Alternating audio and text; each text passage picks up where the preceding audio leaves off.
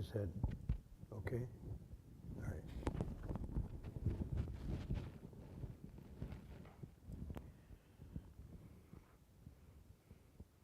So just so I don't make any false promises tonight, we're not going to finish this section. We're not going to finish the last verses.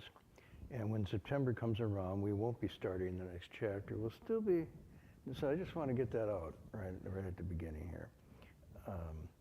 Because as I started to go into this one I promised I would do tonight, I'm just going to get started on it, which is the concept of self and no self in this teaching. It's such a central, important teaching. It's like karma, nirvana, dukkha, which is translated often as suffering or dissatisfaction. These key terms that we use both in English and in Pali, Sanskrit, Chinese. And if we've been around a while, we use them almost as they're part of our shop talk vernacular. But these are terms that have been, I'll say, contested in the sense that people have wrestled with these terms when the Buddha was actually teaching, and certainly past all the time when Buddhism moved from, in its current form, out of India into Central Asia, into East Asia, and now into Europe and America.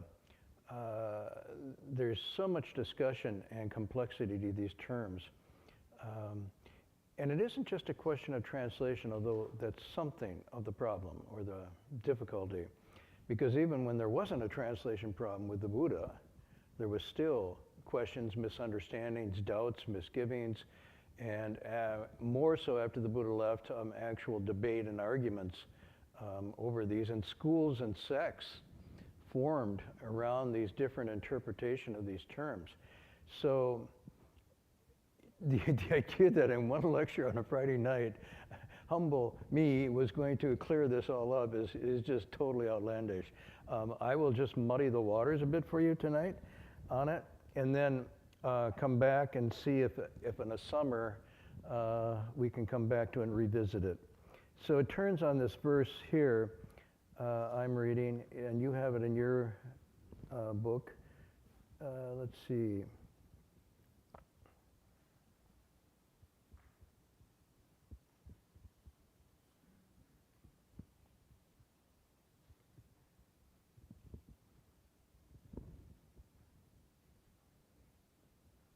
Okay, so I'm looking at sort of page 58, 59, and the verse is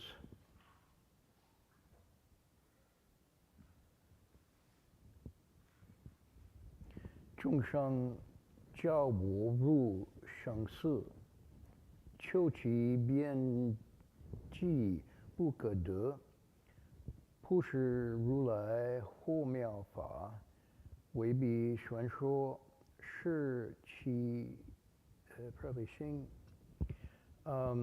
That's where I want to start tonight, but I want to also point out that if you look at the verses, they're all interrelated here.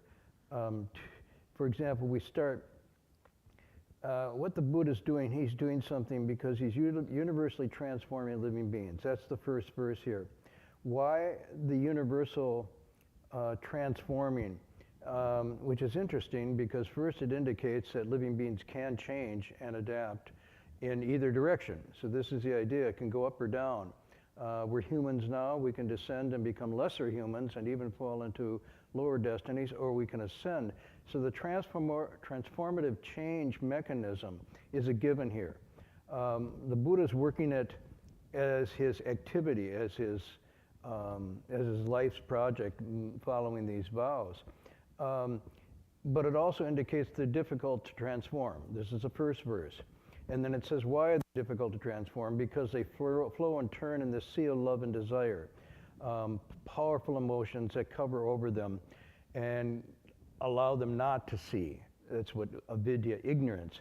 And as a result of that, they end up in dukkha, suffering, here translated as worried and oppressed, which is a very good translation for, I think, for dukkha, because it has to do with a kind of anxiety, anxiousness, unsettledness.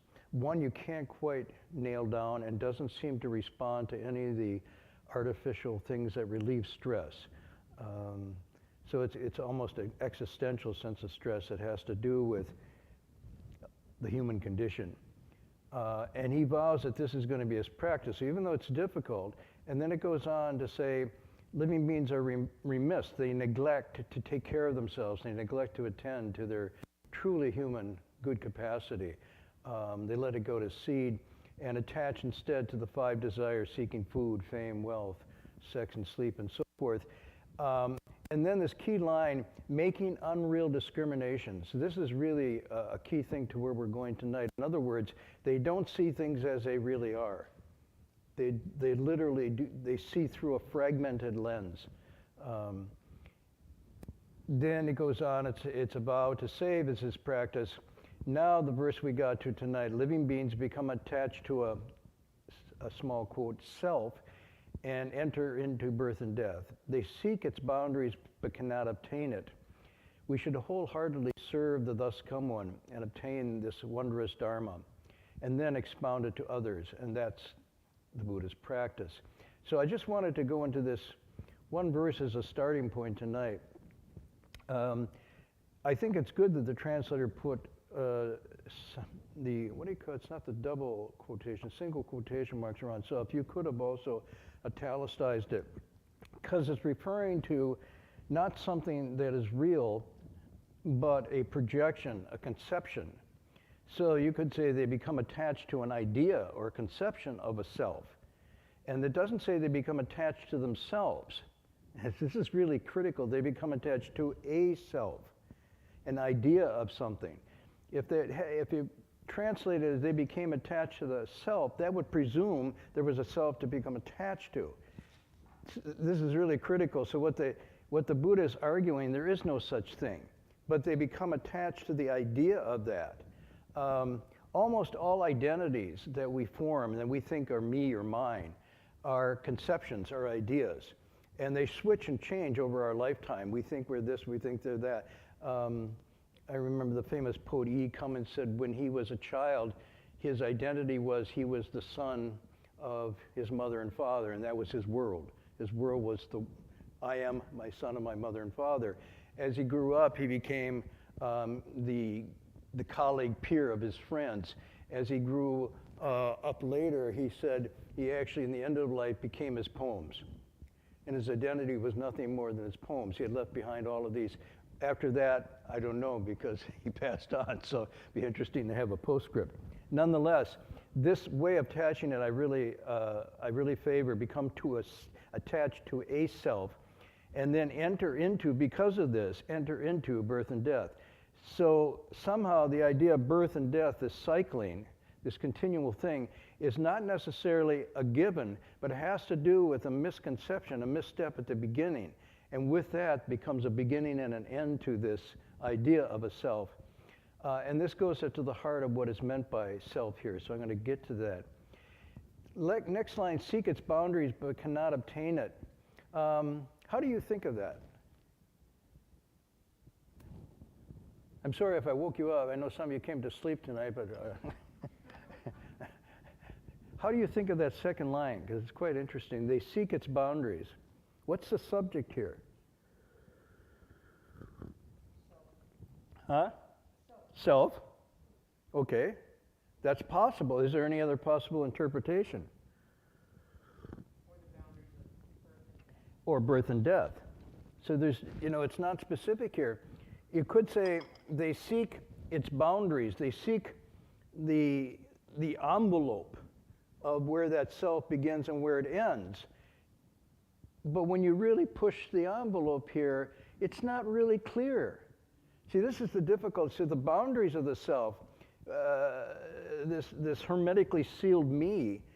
In fact, why are you all wearing masks tonight if there's because even the air we breathe in and out is shared.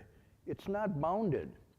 We create a boundary here to protect, but normally, the sounds I'm making are going into your ears, maybe going into other places of your being.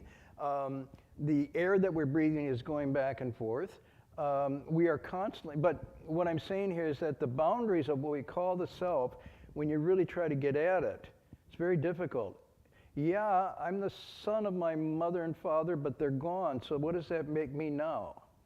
Well, I'm a teacher to my students, but I'm also a student of my teachers. Where is this boundary? They give me inspiration and ideas, that becomes part of me. I give you a bunch of junk and that becomes part of you. You know, but there's this constant interrelating dynamic matrix thing going on, and we still cling to this idea of a me and a mine as separate. But in fact, even the food we eat, if you think about the food we eat, it is not self-contained. It's coming through labor, it's coming through growing, it's brought, it's cooked, it's served, and so on and so forth. There's 1,000 hands that touch that food before it gets to our mouth. And so, you know, if you started thinking that's the boundaries of the self, but it could also be the boundaries of beginning and end. The question sort of, before I'm born, before I come out of the womb, in those early days, I'm not seeing very much, I'm not hearing very much. I know most of you don't remember this, I don't either, but I've heard that this is how it is. And then they give you a name. Someone gives you a name and says, you, Marty, or Alice, or Tom, or, okay, and you say, that's me, I'm that. Then that name becomes a you. And then these people become your world and an extension or something about you. Even at that age, pretty much it's only you. You don't know what they're there for, but they're there to serve you. You know, and this really comes apart at kindergarten when you realize there's a bunch of little yous running around and they all think they're the center. But let's not go there. So who am I before I'm born? Is there a me before this moment takes place? And then, of course, the boundary at the other end is, who is this that remains after I die? This is like such a basic question, and yet you can't obtain the boundaries of that. Really, you can think about it, you can do kinds of hypnosis or whatnot, but you really can't get much at, through ordinary means, what it was before you came into the world. And really, you can do all kinds of things, but it's speculation and guesswork of what happens after you die. You know, you can make vows to come back and tell everybody, but I haven't seen that happen. You know, people say, I'll let you know what it's like in the afterlife, but they don't come back. At least they don't come back and tell you that. They come back in other forms, perhaps. So seeking the boundaries of that is one thing, but also seeking the boundaries of the self. You could interpret it two ways. But what is sort of clear in this process is also there is a sense of birth may not be the beginning and death may not be the end. It may be that these boundaries that they can't obtain, in fact, really don't apply.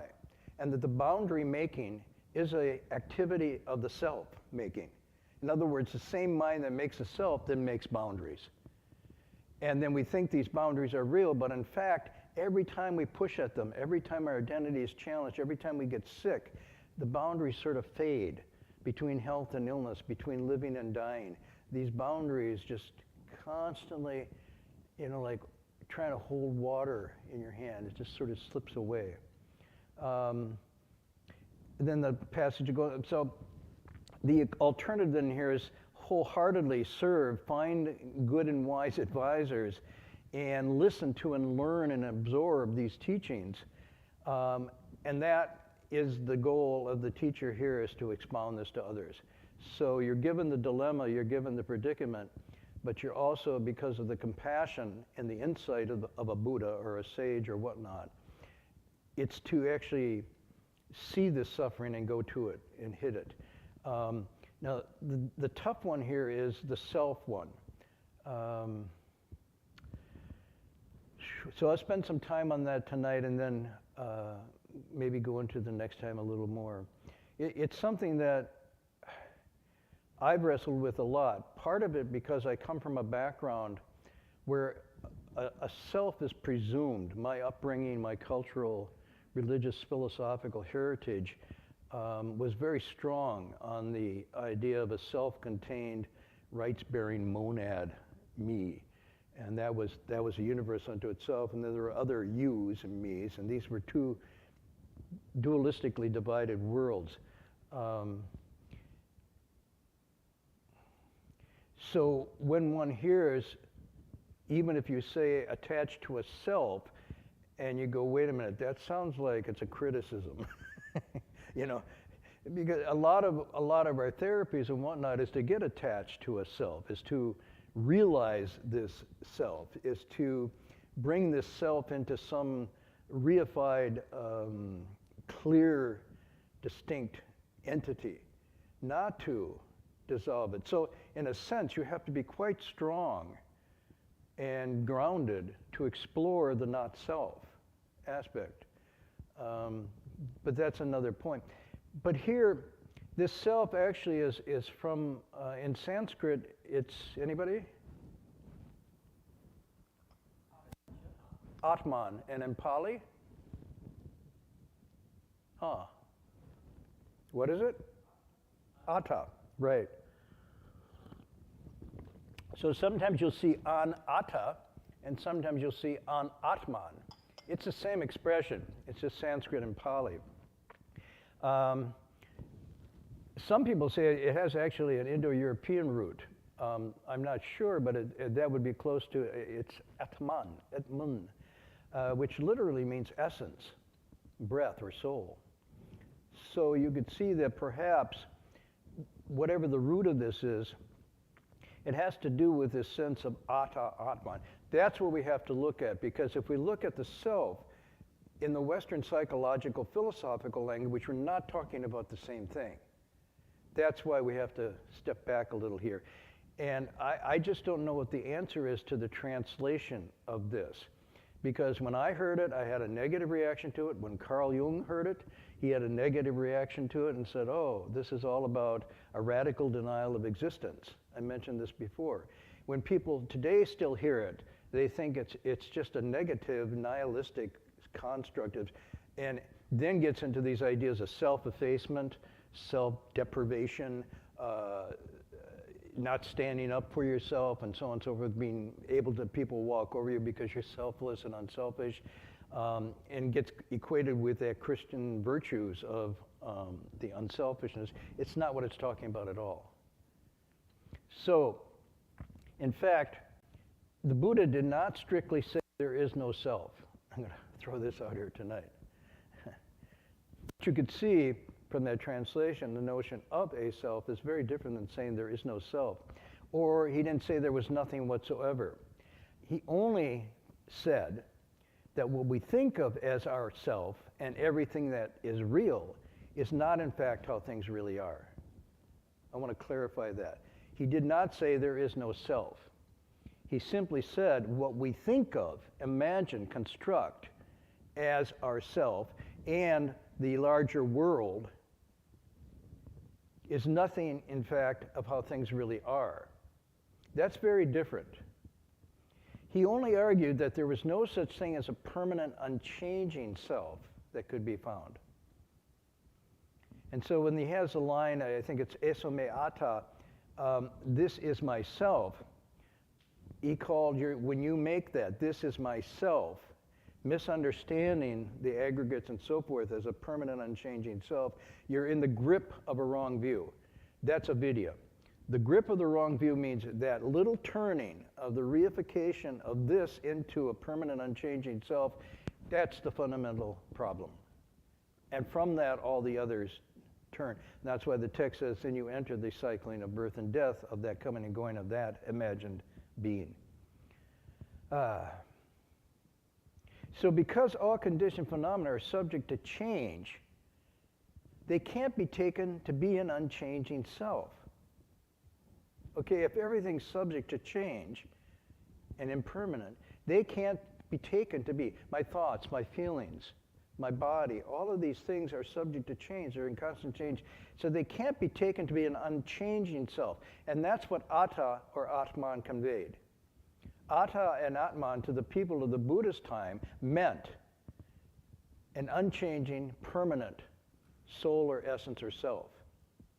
And what the Buddha was saying, I don't see it, show it to me.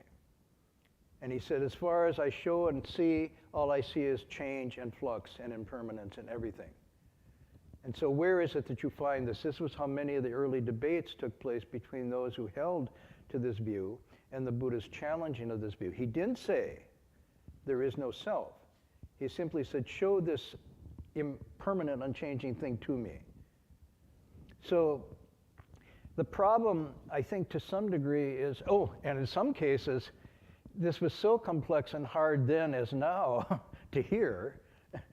In the Ananda Sutta, when the Buddha asked, was there a self, what did he do? He didn't say anything. He remained silent. This is really interesting. It was almost like he knew that it's so hard to get out of this paradigm paralysis of a me and mine that anything he said would trigger either someone falling into a nihilistic stance, there's nothing whatsoever, or there is a me and I'm going to go. And so in some cases, he actually responded, well, there actually isn't this self that you think of. Other times he said, there is something beyond this no self. And sometimes he didn't say anything at all. And it wasn't like he was caught speechless or didn't know the answer. He just was responding psychologically that to answer it either way would have put him into a trap between the two extremes. So let me just go a little bit more into this. I think part of the problem of wrapping our minds around this has to do with just the translation. Because no self, I mean, come on, you guys, doesn't that hit you kind of negatively? Yeah, you're laughing. It's like, of course, it's just like, I just buried a friend this week, a dear close friend, and the self is gone. And that's what I associate with there's no self left, he's gone. So translating that through our modern understanding just creates a wave of irritation and aversion that is not meant to be there. So the self and no self, it runs counter to modern ideas of a sovereign. You know, you have, in the economic sphere, you have consumer sovereignty. You're a sovereign individual who can choose to buy or sell or work, right? You're not a collective. So you're sovereign, you're rights-bearing, which goes to our legal political system. You are the rights-based, you have rights, and nobody can violate them. They're inviolable rights that belong to you, right? This is into the American structure, but also the European structure. You're a rights-bearing individual, and it's all premised on a self, which is something like, well,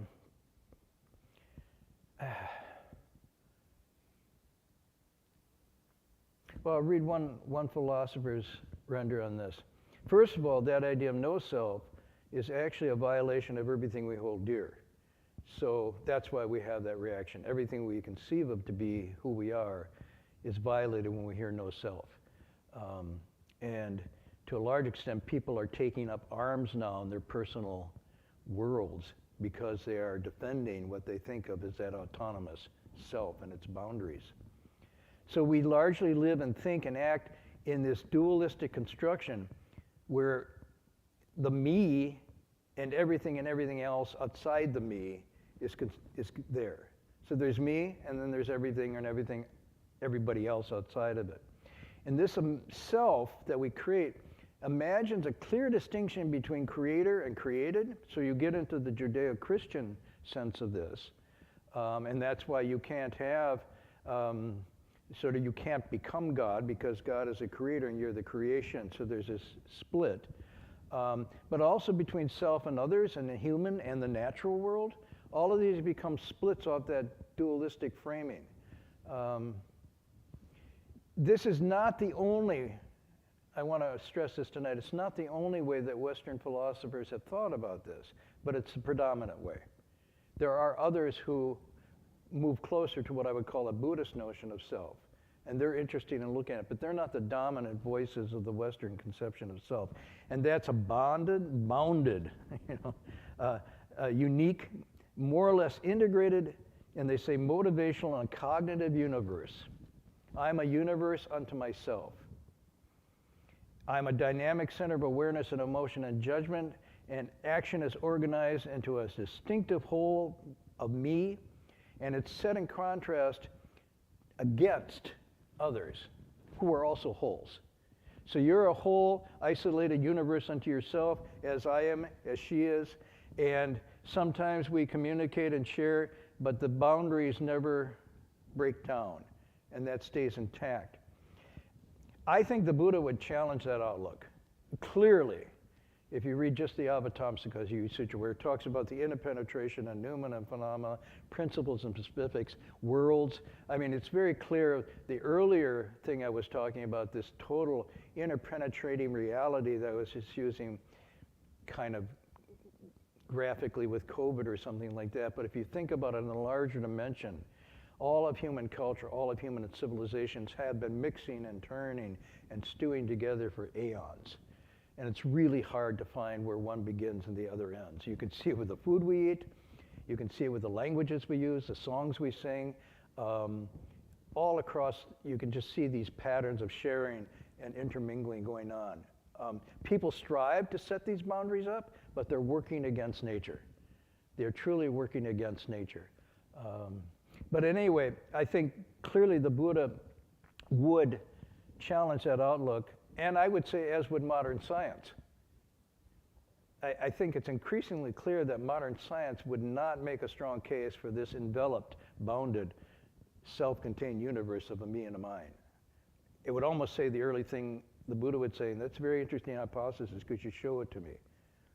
Let's take a look. Because from the micro level down to your cells and your genes to the macro level of universes, there doesn't seem to be anything at all that is self-contained, self-existing, and not completely intermixing, intermingling, and conditioned.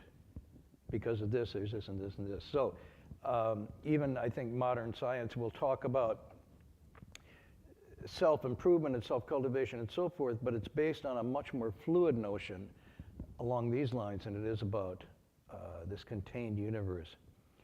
I think Ananda is probably saying something different and maybe simpler and more basic about the concept of self, if I could. And this I was helped with a particular a Buddhist scholar who wrote something along these lines. I'm going to summarize what he was saying. But he was saying some, or maybe all of the fuss and misunderstanding associated with anatta and anatman, non-self or no self, can be avoided if one inserts the word unchanging. So that the two-word English phrase becomes no unchanging self rather than no self. And no unchanging soul. And he's saying for that, for the Buddha's audience, by definition, the word atman or atta referred to something unchanging. And in that linguistic environment, to add the word unchanging would have been redundant. You see, so atta or atman means an unchanging, permanent. So to add unchanging would be redundant. That's how they understood it. So if we want to get the English equivalent, rather than saying no self, you just say no unchanging self. That opens up a lot more possibilities. So he says, thus, there are several ways of expressing this doctrine clearly and accurately in English. One could say, for example, there is nothing in living beings that never changes. Just very straightforward. There's nothing in living beings, in people and living beings, animals, insects, sentient creatures. There's nothing that never changes. It's a constant change. Or you could say, there's no unchanging essence in living beings. Since the main concern with people, he says, it's helpful just to substitute human beings for living beings, and brings it more home. So this applies, he says, in fact, however, the doctrine is far wider. It applies to everything within our normal experience. In this broader context, the word soul becomes inappropriate, and no one wants a word like essence.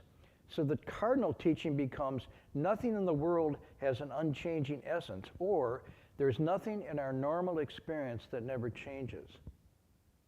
There's nothing in our normal experience that never changes. And this is where the Buddha was coming from. He's saying your normal experience, meaning your unawakened, unenlightened experience, which you take to be real and true, and that's the world you live in. If you look at it closely, there's nothing in it that never changes. Now, he doesn't say there isn't something that is unchanging, permanent, true, and whatnot. He's not going there at all yet. He's just talking to people who are bound up in a paradigm. I've used this before. Everybody familiar with that, right? Paradigm and paradigm paralysis, paradigm shift. So paradigm paralysis is a set of views and opinions and ideas that we've inherited, we've glommed onto, and we think is a description of how things really are. For example, the classic one was if you had a geocentric view of the universe. The Earth was the center of the universe, everything moved around the Earth. That was a paradigm, and everything was explained by that until somebody, Galileo, Kepler, whatnot, took a telescope and said, it's not quite that way. It looks like everything's going around the sun. So they had a shift from the paradigm of the geocentric to the heliocentric. Oh, it's the sun that's at the center. And so everybody got comfortable with that. This keeps going, and we've gotten that. Now we're getting, with the more advanced telescopes and whatnot, we don't know where the center is anymore. It's clearly probably not us. Although the tendencies to think of us, that's that, what he calls those unreal discriminations of the previous passage. That's how we formulate. So even though I start with, well, of course, it's not heliocentric, it's not geocentric, it's me, it's egocentric. I'm the center of the, so the geocentric and all of those centrics always has me at the center. That's the weird thing about it. You look at it scientifically and say, well, relatively, why are you at the center? Because everybody thinks they are at the center. Every person thinks they're at the center. I learned that in kindergarten. I was a center, but they didn't know that, these other kids. So I had to really work to get them out of their paradigm paralysis. But then my team at my school, that was the center. My town was the center. My state was the center. My country was the center. It's like the centric is all part of this unreal discrimination. But it's a continuation of the self beginning. So there's nothing in our normal experience that never changes, is what's being said here. But, and here's where I'm going to stop tonight, and this is a big but.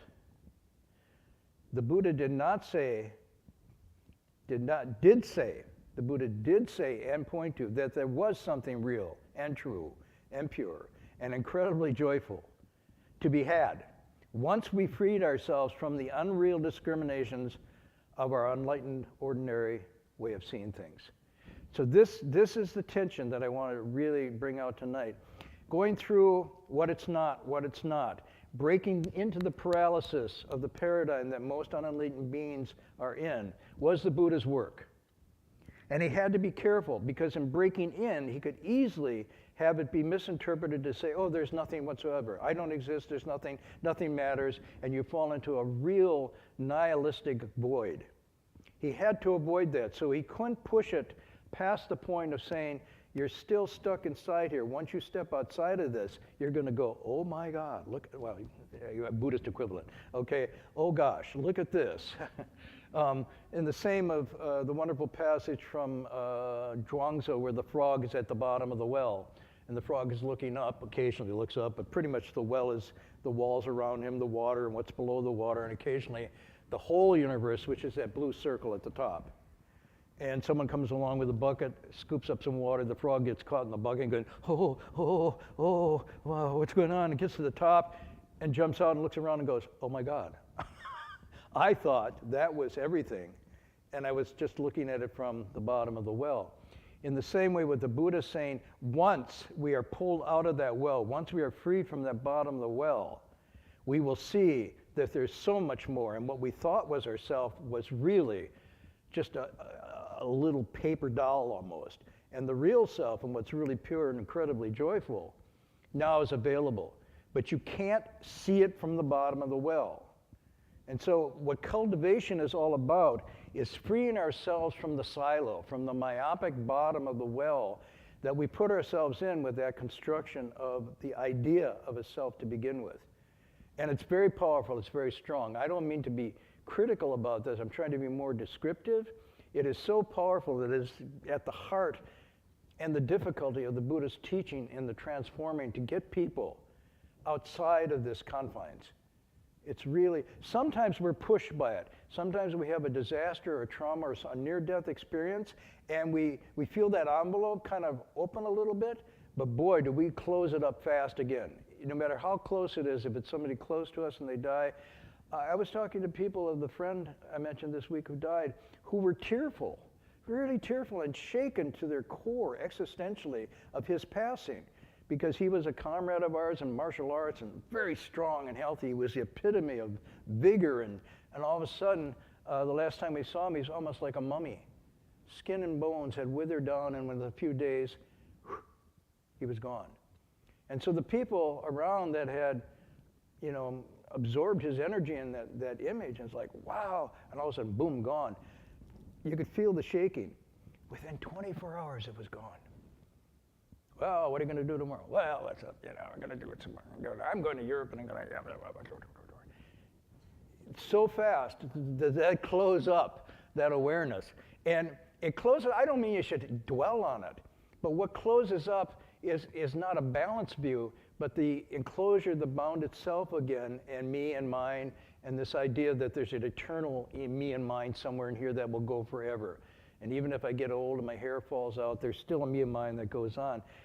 That is such a strong impulse that the Buddha basically said it's a good thing there's not two like that, or we'd never get out of this, that were that strong. So I will, next time, which won't be next week because this is our last class tonight, right? Yeah, our last class for this semester. And I will make no guarantees that I'll be back in September.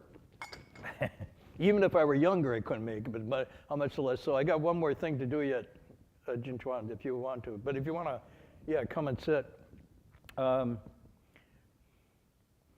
So I will come back to this and go into it.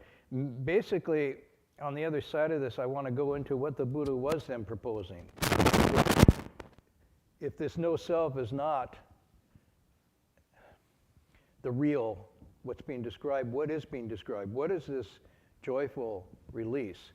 And what's on the other side of this? So that's going to be coming sort of, I hope, when I get back.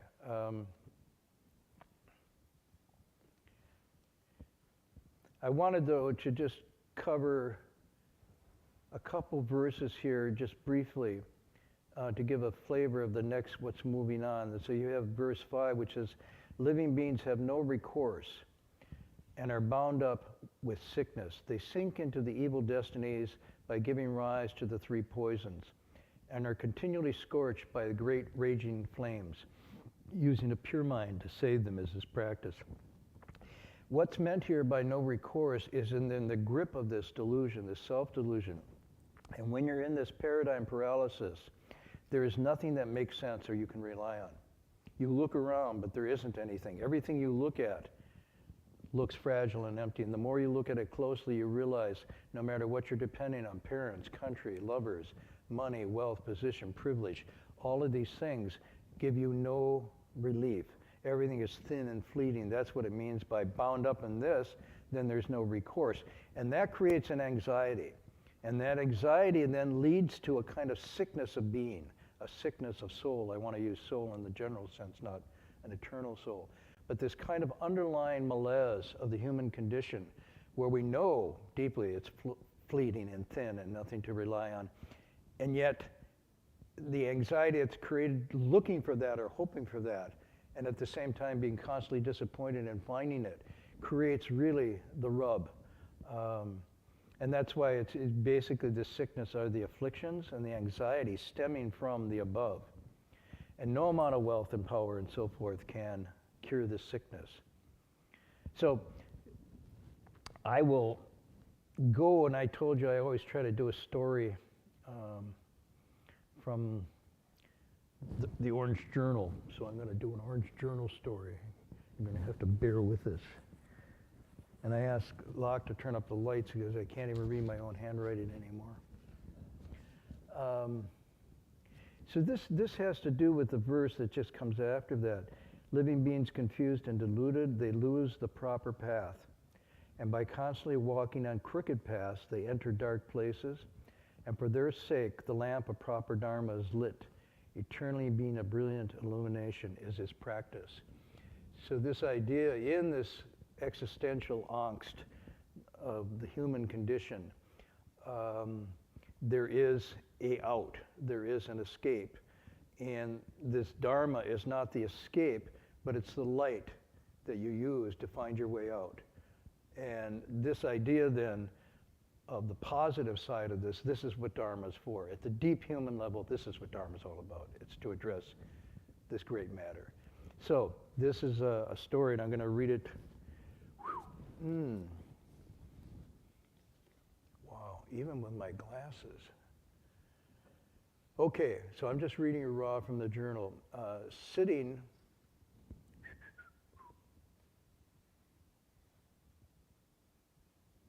Wow. Is there more light? Can you generate more light here?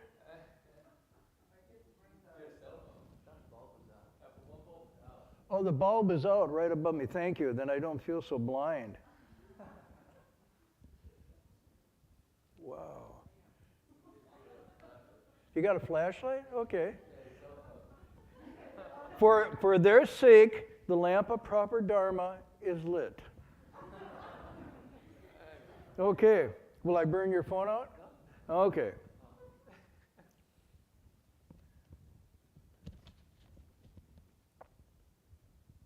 Okay, there we go. So we're sitting in a field, a hillside field overlooking a valley. A sleek black sedan drives up. From it emerges a man, late 30s, very well dressed, urban, refined, but he's also troubled and upset. And he says, "Sorry to intrude on your privacy. I saw you praying." So he saw us doing the bowing along the highway. And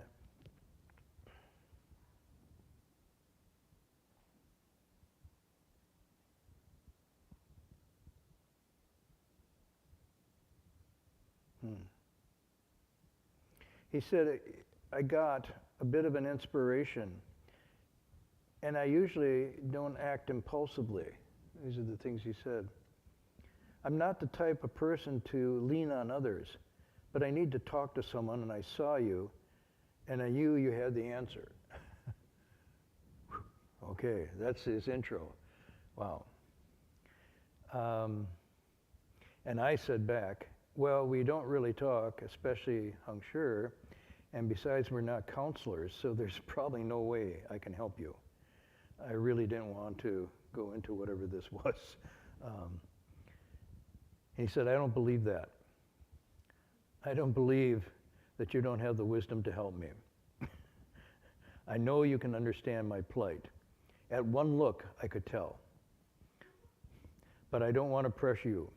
Perhaps just listen to me and let me get it off my chest." Okay. Very troubled, very sincere. He wasn't putting on a show. He was really straight. I nod okay. And he heaves a sigh of relief and he tells a story. And the story basically was his wife ran off with his best friend. And now, he said, I'm on my way to Los Angeles to get revenge. So this is south of San Francisco on Highway 1. And I look at him, revenge, and he opens his coat and he's got a gun. And he's emotionally very out of control, and it's likely he would do anything at this point. Phew. He says, I'm not myself. I'm hurting deep inside, but I got to get even. I got to settle the score. What do you think? Right.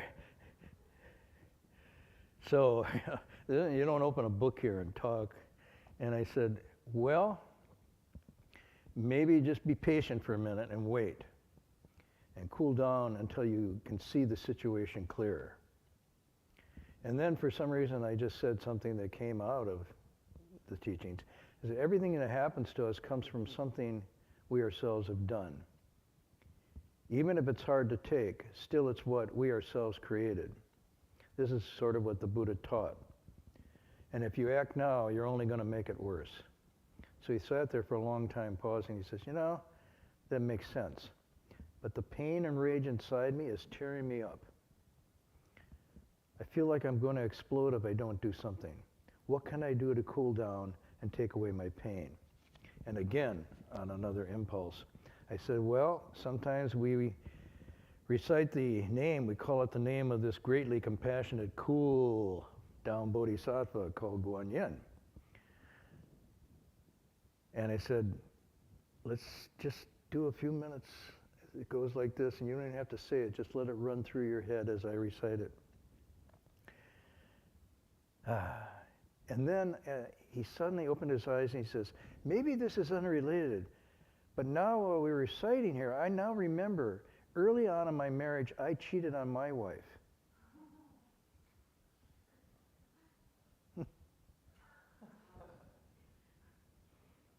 And now she's cheating on me. Even though we talked it through, it never really went away, and we never put the pieces back together again completely. And then he says, maybe this is all connected, huh? Wow. So, at that point, he paused for a minute, and oh yeah. Then he said, wow, that's it. My wife ran away with my best friend, and I ran away with my wife's friend. The circle is complete. And it's funny, he became very calm at that point, almost resigned, and he became very cool. And then he stood up. And he said, I know you don't want anything, but please, for my sake, accept this, money. And he gave me a wad of money. He said, it's my travel expenses. I would have used it to go to LA to get revenge, but I won't be needing it now. I think I'm going to go back home. And he turned to go away, and he turned back and he said, by the way, could you use this? And he took out his gun. He said, I won't be needing that either. He says, oh. And he says, what did he say? Something like, what was I thinking? Of course you wouldn't use this. He says, I'll just throw this in the ocean on my way back home. And he walked away at that point, just quietly reciting as best he could, Namo Guanchen Yin. But the passage I put here from the Avatamsaka when Master Was said to write and keep a journal wasn't the verse I had here. I think the Dharma lit a lamp is good. Oh, I'm not. Yeah, is good in the sense that it wasn't me. It was the bowing that he saw that triggered something. The bowing down stopped him to think, what's going on here? Something about repentance and bowing caused him to cool down enough to come and say, maybe there's something going on here that I need to pay attention to. Because with the rage and anger, there was also this sort of sense of guilt, maybe, or shame, or something going on. And so the combination, but in any event, the actual scene of people bowing, maybe religious people or whatever bowing, gave him pause to ask something. So that's where I think the Dharma was. It wasn't Heng Sure myself personally, but the verse I used there was one that I came across later in the Avatamsaka, and this is really a quote from the text. The offense of sexual misconduct always causes living beings to slide into the three evil paths. If born among people, there are two kinds of retribution. One, their wives are not good or faithful. And two, their friends and followers don't accord with their intent. This is right out of the Avatamsaka Sutra. So the cause and effect thing that he viscerally made is actually stated right within the text. Those that his followers, his friend ran with his wife, didn't accord with his intent, went against his intent, and his own wife was not good or faithful to him. In return, he had not been good or faithful. So this is right out of the description of the Avatamsaka, the 10 goods and what comes out if you don't keep the 10 goods. And this one's particularly about not keeping within the bounds of sexual propriety. So interesting. I'll end there for tonight. I will give you your Dharma light back. And then, as I say, we'll pick up in September, finishing some of this.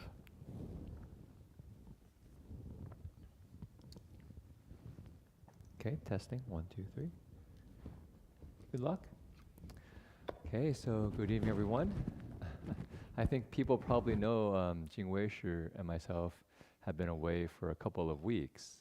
We actually went to the East Coast for myself, I joined an Emperor Liang Repentance, the Avatamsaka Vihara, one of our monasteries in Maryland. And after that, we went initially planning for maybe 4 days at Forest Dhamma Monastery. It's in Virginia, in the Blue Ridge Mountains. A very peaceful place to visit a Thai forest monastery that was started by a monk named Ajahn Dik Silaratano. If people have read the Ajahn Mun biography, I don't know if people have seen that. There's this biography in front, there's a picture of a very tough-looking monk who's kind of renowned to have actually woken up. And it's a biography of him. And his teacher was Ajahn Mahabua, who was that monk's one of his main disciples who wrote the biography, and he was a translator of that book into English. And I won't give you the backstory, but somehow he actually came and visited us at the City of the Thousand Buddhas and also at Broadwood Vihara.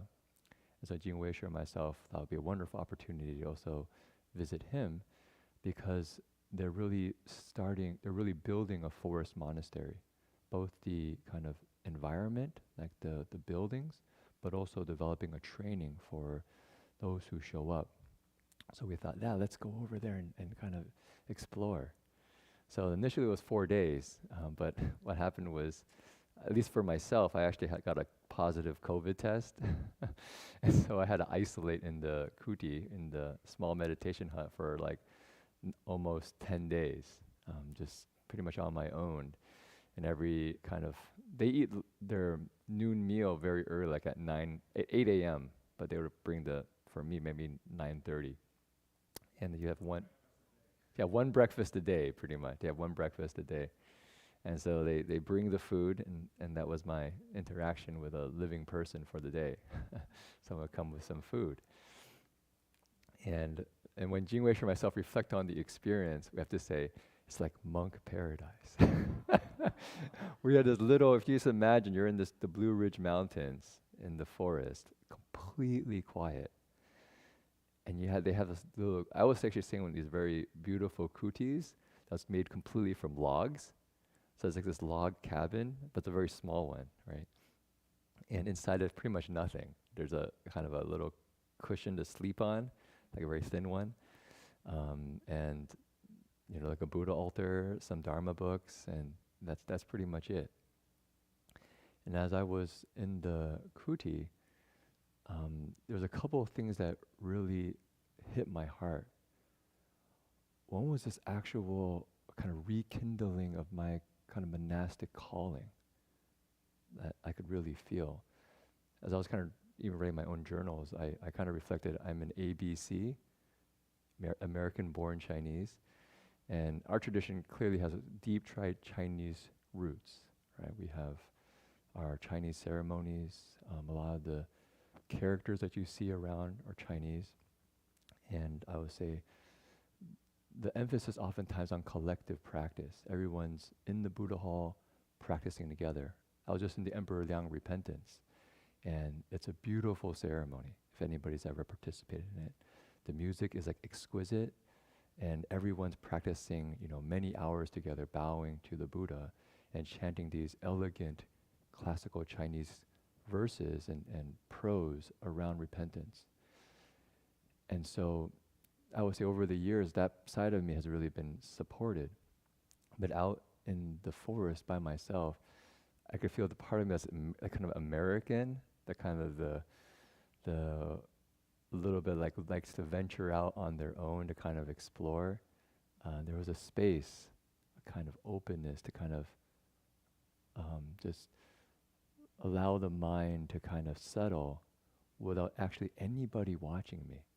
There's nobody around, just myself. And that's actually a very interesting experience, because in the monasteries, so much of our time is practicing with other people. Like, we kind of joke, like Jing Weishu and myself, but a couple of the men here in the monastery, we spend probably I don't know how many hours a day together. wake up like at 3:30, go to morning service at 4 a.m. and then you have your meditation and meals together, practices together, working on projects together. It's like we spend a lot of time together, and just being able to just be by ourselves. And so there was a sutta that kind of came to me when I was out in the forest. I think people might know about it. It's very famous if people kind of are in the Buddhist circles. That one time Venerable Ananda was out practicing on his own in solitude. And he had this, you could say, insight where he thought, half of this spiritual life is good friends. We could say noble friends, good comrades, good companions. Half of this is from good friends. And maybe before he thought, I'm going to, like what Marty was talking about today, the self, I'm going to do this myself. I'm going to get, awakened. The self kind of trying to strive for something. And as he was probably practicing on his own, he had this reflection. Actually half of this comes from good friends. And so he goes with this insight to the Buddha. I think people might know the story, right? He goes to visit the Buddha, and the Buddha's response to him in kind of a Chan master way is, don't say that. Don't say that, Ananda. The entire spiritual path is noble friends, is good friends. And you could, usually the quote if you look at kind of put up somewhere, it just ends there. But if you actually continue in the sutta, the Buddha actually describes what a good friend does. It helps you cultivate the spiritual path. You grow on the Eightfold Path that leads to letting go, to solitude, to ultimately liberation, to nirvana, to nibbana. And so a noble friend isn't one that you get entangled with and become codependent with. It's actually one you support each other's freedom in the ultimate sense. And so what I found in the forest was actually a deep gratitude for all the things that I've received here in our tradition. Master Hua's teachings, the Avatamsaka Sutra, as we were studying tonight, that they're all present with me, actually by myself in this little log kuti in the middle of the forest. It's like, wow, I can explore this space on my own. And there's this kind of this sense of joy, and of course the first 3 days was pretty miserable because I had COVID. It was like fevers and chills, so I was kind of just lying there almost all the time. But as the body kind of got better, there was a sense of, you know what, I can just actually explore this space and be supported in that through all the things that I've received throughout these years. And I actually had a chance to ask the monk who brought the food during the daytime, how do you practice in the forest? I just wanted to finish with that because it was really moving for me. And so for their tradition, they mostly do walking meditation. So next to the small kuti, small hut, they have a walking path, maybe about 15 to 20 paces long. And he says actually most of the time they just do walking meditation. And their, you could say, main teacher, you could say like our Master Hua is their Ajahn Mahabua. He did a lot of walking meditation. So he said he would get up, like 3 a.m. in the morning and start walking until the alms round. Go on alms round, come back, and continue to do walking meditation. And then take a little bit of break, maybe after around noon, and then continue, till then he swept his kutis, and then continue to do walking meditation till like, 8 or 9 p.m. And then maybe chant, and then get some rest, and then start the cycle all over again. And I said, wow, it's like one of our Chan sessions, except rather than sitting, they're walking.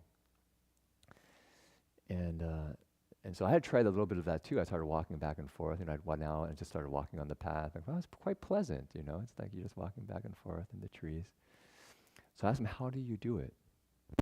And he said, well, actually, before you start, you actually really set an intention. I said, oh, really? So what do you do? So what Ajahn Mahabua did was that he would recite Namo Tassa Bhagavato, just homage to the Buddha.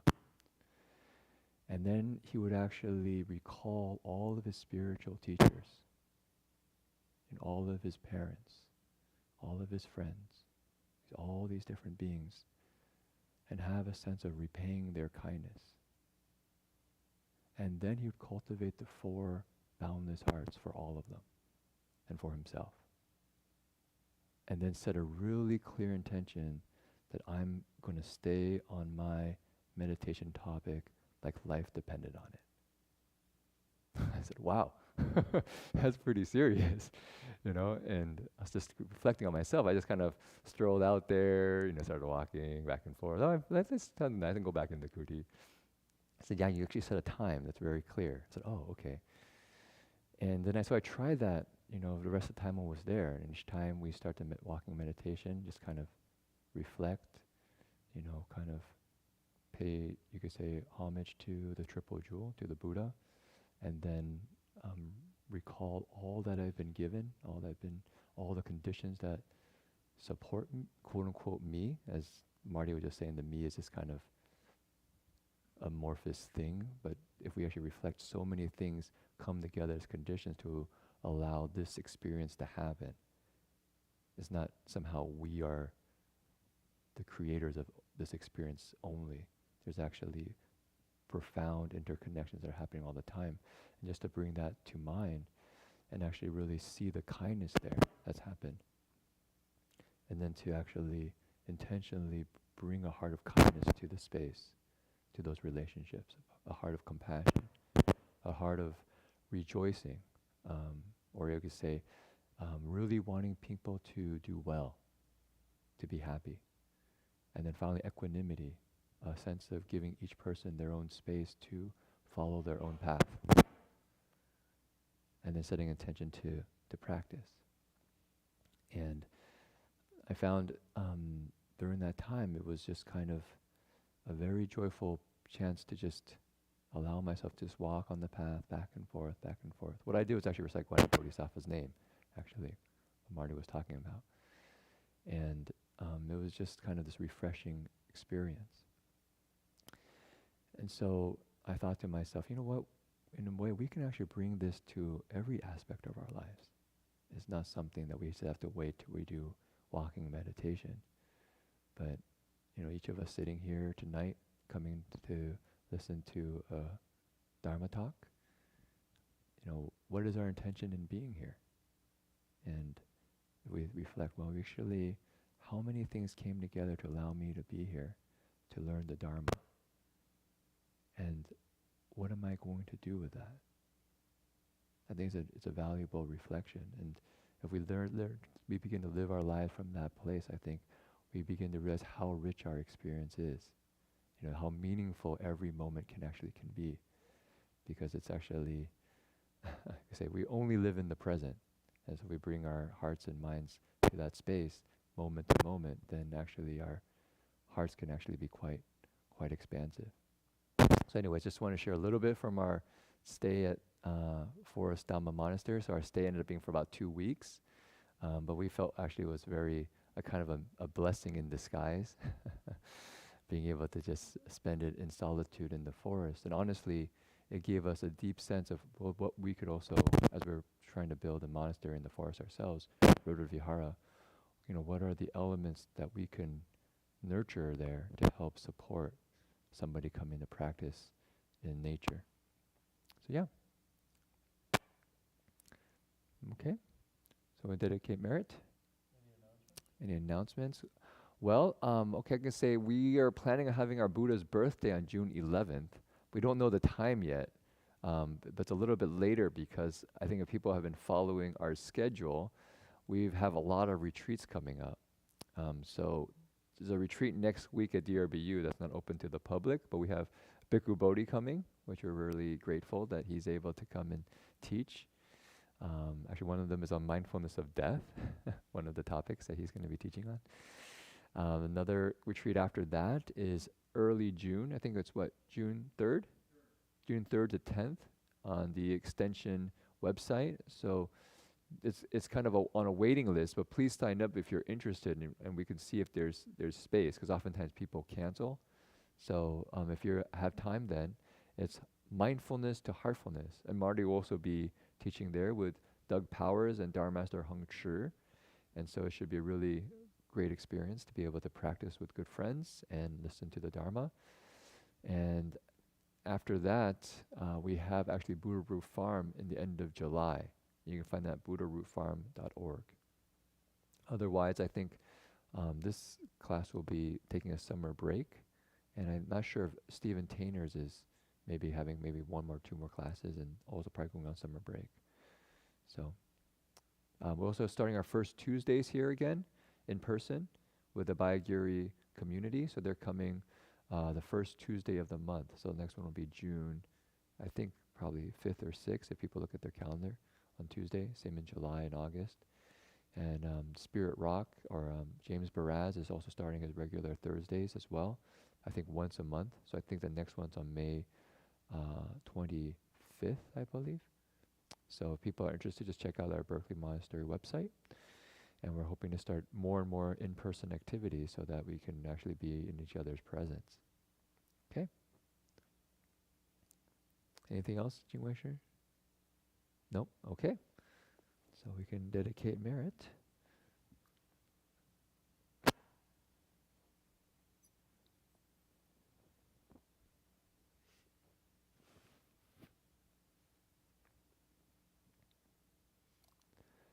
May every living being, our minds as one and radiant with light, share the fruits of peace with hearts of goodness, luminous and bright. If people hear and see how hands and hearts can find in giving unity, may our minds awake to great compassion, wisdom, and to joy. May kindness find reward. May all who sorrow leave their grief and pain. May this boundless light dispel the darkness of our endless night. Because our hearts are one, this world of pain turns into paradise. May all become compassionate and wise. May all become compassionate and wise.